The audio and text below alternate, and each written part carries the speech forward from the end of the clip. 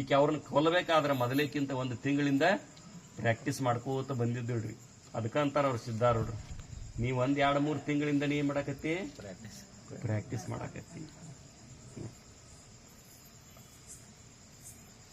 ಸಿದ್ಧರು ಅವಳ ಮಾತಿಗೆ ನಕ್ಕರು. ಹೌದವ್ವ, ಹೌದು, 2 ತಿಂಗಳಿಂದಲೂ ನೀನು ವಿಶೇಷ ಪ್ರಸಾದ ವ್ಯವಸ್ಥೆ ಮಾಡುತ್ತಿರುವುದು ನನಗೆ ಗೊತ್ತು ಎಂದು ನುಡಿದರು. ಆಗ ಅವಳಿಗೆ ನಡುಕ ಬಂದಂತಾಯಿತು. ಅವಳು ಡೋಂಗಿ ಅಳು ಪ್ರಾರಂಭಿಸಿದಳು. ದೇವಾ, ನೀನು ಈ ಪ್ರಸಾದವನ್ನು ಸ್ವೀಕರಿಸದೆ ಹೋದರೆ ನಾನು ಈ ದಿವಸ ಪ್ರಸಾದವನ್ನು ಕಚ್ಚುವುದಿಲ್ಲ. ನಮ್ಮ ದೇವರೆನಿಸಿದ ನೀವು ಭಕ್ತರ ಇಚ್ಛೆ ಪೂರೈಸದಿದ್ದರೆ ನಾನು ಉಪವಾಸದಿಂದಿರುತ್ತೇನೆ. ನಾನು ಅನ್ನ ಮುಟ್ಟುವುದಿಲ್ಲ ಎಂದು ಅಳತೊಡಗಿದಳು. ನೀವಿವತ್ತು ತಿನ್ನಲಿಲ್ಲ ಅಂದ್ರೆ, ನೀವು ಸ್ವಲ್ಪ ಆದರೂ ಅನ್ನ ಸ್ವೀಕಾರ ಮಾಡಲಿಲ್ಲ ಅಂದ್ರೆ ನಾನು ಊಟನ ಮಾಡೋದಿಲ್ಲ, ಇವತ್ತಿನಿಂದ ನಾವು ಉಪವಾಸದ್ದು ಸಾಯ್ತೀನಿ ಎಂದಳ್ರಿ. ಆಗ ಸಿದ್ಧರು ಅವಳ ಬಳಿಗೆ ಬಂದರು. ನೋಡು ತಾಯಿ, ಮಠಕ್ಕೆ ಬಂದುದು ನೋಡ್ರು, ಅದು ಏನೇ ಇದ್ದರು ಅದು ಪ್ರಸಾದ. ಈಗ ಮಠಕ್ಕೆ ಏನ್ ಬಂದತಿ, ಅದು ಏನ್ ಬೇಕಾದಿರ್ಲಿ, ಅದೇನು ಪ್ರಸಾದ. ಮಠಕ್ಕೆ ತಂದದ್ದು ಅದು ಏನೇ ಇದ್ದರೂ ಅದು ಪ್ರಸಾದ. ನೀನು ಯಾವುದೇ ಭಾವದಿಂದ ಬಂದರು ನೋಡ್ರಿ, ಯಾವುದೇ ಭಾವದಿಂದ ಬಂದರೂ ನನಗೆ ಅದು ಭಕ್ತಿಯಾಗಿಯೇ ಕಾಣುತ್ತದೆ.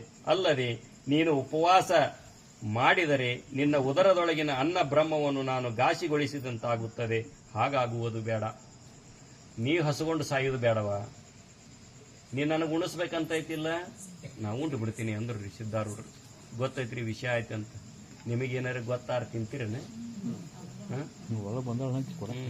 ಕೊಡಾಕ್ ಬಂದಾಳನ ಒಳಗ ಊರ್ ಮಂದಿನ ಕೂಡಿಸಿಬಿಡ್ತಿದ್ವಿ. ಹಾಗಾಗುವುದು ಬೇಡ.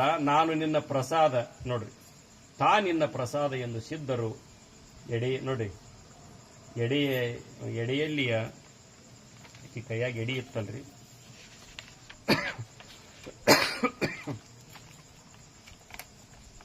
ಎಡೆಯಲ್ಲಿ ಅನ್ನವನ್ನು ಎತ್ತಿಕೊಂಡರು. ಅವಳಿಗೆ ಸಂತೋಷವಾಯಿತು. ಯಾಕೆ ಸಂತೋಷ ಆತ? ನನ್ನ ಕೆಲಸ ಆತಲ್ಲ ಅಂತ ಸಂತೋಷವಾಯಿತು. ಬರುವ ಉಡುಗೊರೆ ಬಂಗಾರ ಖಚಿತವೆಂದು ಅವಳ ಮನದಲ್ಲಿ ಹಿಗ್ಗಿದಳು. ಬಂಗಾರ ಬಂತ, ನಂದು ಕೈಯಾಗ ಬಂದು ಬಿದ್ದು ಬಂಗಾರ ಕೈಯಾಗ ಬಂದು ರೊಕ್ಕ ಅಂತ ಹಿಗ್ಗಾಕತ್ತಳ್ರಿ. ಅವಳು ಮನದಲ್ಲಿ ಹಿಗ್ಗಿದಳು. ಕ್ಷಣಿಕ ಸಂತೋಷದ ಬರದಲ್ಲಿ ಅವಳು ಉಬ್ಬಿದಳು. ತಮ್ಮ ಬಳಿಗೆ ಎಡೆಯನ್ನು ತಂದ ಭಕ್ತರ ಬಾಯಲ್ಲಿ ನೋಡ್ರಿ, ಸಿದ್ಧರು ಹಸ್ತಪ್ರಸಾದವೆಂದು ಒಂದು ತುತ್ತು ಅನ್ನವನ್ನು ಹಾಕುತ್ತಿದ್ದರು. ಸಿದ್ಧರು ಈಗ ಅವಳ ತಂದ ಪ್ರಸಾದವನ್ನು ಮೊದಲಲ್ಲಿ ಅವಳ ಬಾಯಿಯೊಳಗೆ ಹಾಕಲಿಲ್ಲ.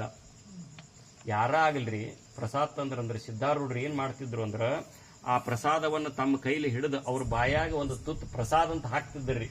ಅವ್ರಿಗೆ ಹಾಕಿ ಅವ್ರ ಮನಸ್ಸು ಪ್ರಸನ್ನಗೊಳಿಸಿ ತಾವು ಪ್ರಸಾದ ಸ್ವೀಕಾರ ಮಾಡ್ತಿದ್ರು. ಇಂದ ಆಕಿಗೆ ಅವರು ಪ್ರಸಾದ ಹಾಕಲಿಲ್ಲ.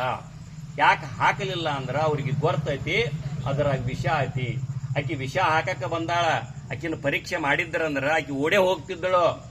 ಹಾಕಾಕ ನೋಡಿದ್ರಂದ್ರ ಅವ್ರಿಗೆ ಗೊತ್ತೈತಿ ಈಕಿಗೆ ಏನೂ ಆಗುದು ಬೇಡ, ಆದದ್ದು ಪ್ರಾರಬ್ಧ ನಾನ ಉಂಡು ತೀರುನು ಅಂತ ಅಕ್ಕಿನ ಉಳಿಸಿದ್ರಿ. ಇವ್ರನ್ನ ಉಳಿಸಾಕ ಬಂದಾಳ ಆಕಿ. ಅಕ್ಕಿನ ಉಳಿಸಿ ತಮ್ಮ ಪ್ರಾಣವನ್ನ ಕೊಡಾಕ ಸಿದ್ಧಾರೂಢರು ತಯಾರಾದ್ರಂದ್ರ ಎಂತ ಕರುಣಾಮೂರ್ತಿ ಬೇಡ್ರಿ ಗುರುನಾಥ.